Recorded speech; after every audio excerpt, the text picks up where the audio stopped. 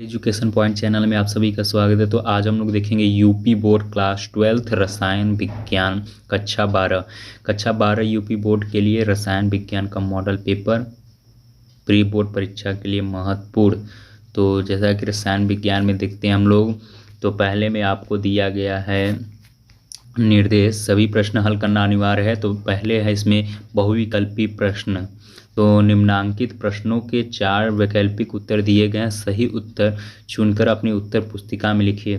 तो जैसे पहला का क है, शून्य कोटि की अभिक्रिया के लिए वेग स्थिरांक का मात्रक है। तो अ जैसा ऑप्शन दिया गया है लीटर प्रति सेकेंड इनवर्स, और ब है litre mole inverse second inverse, और स है मोल लीटर इनवर्स सेकेंड, और द है मोल सेकेंड इनवर्स।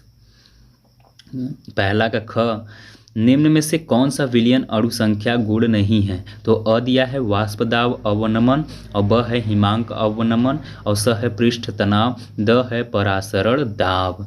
ग देखते हैं पहला का, 4 धातुओं A, B, C तथा D के मानक इलेक्ट्रोड विभव क्रमशः प्लस 1.5 वाई माइनस 0.0 वोल्ट प्लस 0.34 वोल्ट तथा माइनस 0.76 वोल्ट है।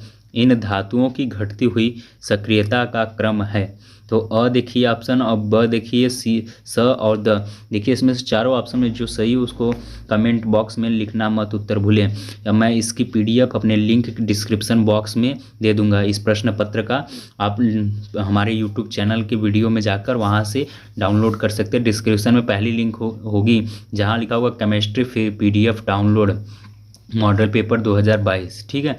पहला का अंग घ देखते हैं, एक क्रिस्टलीय तंत्र में A बराबर B बराबर C और लैम्डा बराबर बीटा बराबर गामा डज नॉट 90 डिग्री है, यह तंत्र है। तो अ है चतुष्कोणीय, या ब षटकोणीय, और स आपका रोम्बोहेड्रल, और द है मोनोक्लिनिक। ठीक है। अंग देखते हैं पहला का, हाइड्रोलैप्टिक संकर है। तो यहाँ पे ऑप्शन दिया जैसे Fe(CN6 4 CONH3 SO4 प्लस, और यहाँ पे स दिया है HgI4 2 माइनस, द है CONH3 6 3 प्लस।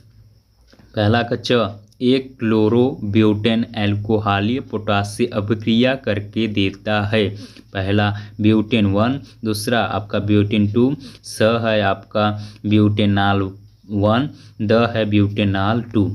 दूसरा का क देखते हैं, 2.25 ग्राम ग्लूकोज अणु भार 180 को 25 ग्राम में जल में घोलने हिमांक में 0.93 डिग्री सेल्सियस की कमी होती है। यहाँ पे हाथी लिखा है, यहाँ पे होती हो जाएगा। जल के मोलल अवनमन स्थिरांक की गणना कीजिए।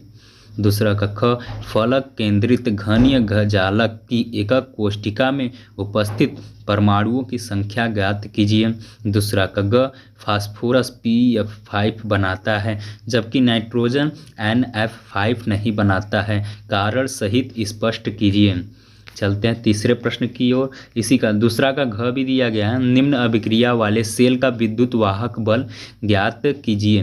तो जैसा कि दिया गया है Zn+2Ag प्लस, अभिक्रिया दर दिया गया है Zn⁻2 प्लस 2Ag। फिर यहाँ पे ये दिया है E0Zn2 plus by Zn is equal to, यहाँ पे दिया गया है -0.6 वोल्ट तथा E0Ag by Ag is equal to plus 0.80 volt. ठीक है। तीसरा का क देखते हैं, उत्कृष्ट गैसों के आयनन विभव उच्च होते हैं क्यों। और तीसरा का ख है, द्रव स्नेही सौल द्रव विरोधी सेल की अपेक्षा अधिक स्थायी क्यों होते हैं। तीसरा का ग है, डी ब्लॉक के तत्व अनुचुंबकीय लक्षण और परिवर्ती संयोजकता, यहाँ पे संयोजकता क्यों दिखाते हैं, स्पष्ट कीजिए। तीसरा का घ, एक अभिक्रिया A+B अभिक्रिया दर उत्पाद के लिए वेग के नियम गामा बराबर के A⁻1/2 B⁻2 से दिया गया है। अभिक्रिया की कोटि बताइए कि क्या होगी। चौथा का क देख लेते हैं। भौतिकी एवं रासायनिक अधिशोषण में क्या अंतर है, स्पष्ट कीजिए।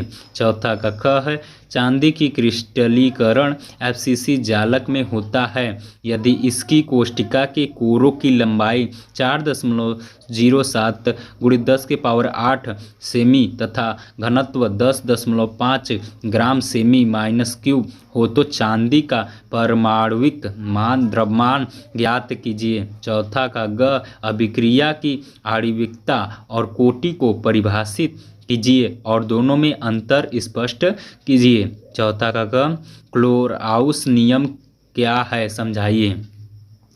पांचवा चलते हैं। पांचवा का क है, 20 डिग्री सेल्सियस ताप पर किसी अवाष्पशील विद्युत अनपघट्य पदार्थ के 10 ग्राम को 100 ग्राम जल में विलय करने पर वाष्प दाब 17.535 मिलीमीटर से घटकर 17.235 मिलीमीटर हो जाता है। विलय का अणु भार ज्ञात कीजिए। पांचवा का ख है, 298 केल्विन पर 0.20 मीटर मोल केसीएल विलय की चालकता 0.025 SCM इनवर्स है। केसीएल की मोलर चालकता की गणना कीजिए। पांचवा का ग है, निम्न में से 2 पर संक्षिप्त टिप्पणी लिखना है आपको। जैसे अ दिया है वैद्युत कण संचलन, ब दिया है टिंडल प्रभाव, स दिया है सैंडमायर अभिक्रिया, द आपको दिया है वुड्स अभिक्रिया। ठीक है। पांचवा का घ देखते हैं। इलेक्ट्रॉनिक विन्यास के आधार पर आवर्त, यहाँ पे आतर्त हो गया है, यहाँ पे आप लोग आवर्त सारणी में ऑक्सीजन परिवार के तत्वों की स्थिति की विवेचना कीजिए। ठीक है। छठवां का क देखते हैं। हेबर विधि द्वारा अमोनिया के अघोषित निर्माण का नामांकित चित्र सहित वर्णन कीजिए। इसके 2 प्रमुख गुण एवं 2 उपयोग लिखे। इस विधि में लासातेलिए नियम का क्या महत्व है, या अथवा करके एक और दिया है। इसमें एथेनॉल के अम्लीय निर्जलन से एथॉन यहाँ पे एथॉन लिखा गया है, एथॉन होगा, एथान प्राप्त करने की क्रियाविधि लिखिए। और छठवां का ख देखते हैं। प्राथमिक, द्वितीयक एवं तृतीयक अल्कोहल में विभेद कैसे करेंगे, समझाइए। तो चलते हैं 7वें प्रश्न की ओर। 7वां प्रश्न का क देखते हैं। 7वां क, सल्फर डाइऑक्साइड के निर्माण की प्रयोगशाला विधि का वर्णन कीजिए। इसके ऑक्सीकारक और अपाचायक गुण देते हुए इसके उपयोग भी दीजिए। 7वां का क है, सल्फ्यूरिक अम्ल एक ऑक्सीकारक एवं निर्जलीकारक है। इसके एक एक उदाहरण दीजिए या आईपीएससी नियमों द्वारा प्रयोग करते हुए निम्न के नाम लिखिए। जैसे यहाँ दिया गया K3COC2O43 ZnNH3 4Cl2 और तीसरा दिया है NiCO4 और चौथा है K4FeCN6। पांचवा है CuNH3 के होल 4 है और फिर बाद में SO4। ठीक है। 7वां का ख देखते हैं। पहला है इसमें लिगेंड क्या है, 2 उदाहरण दीजिए।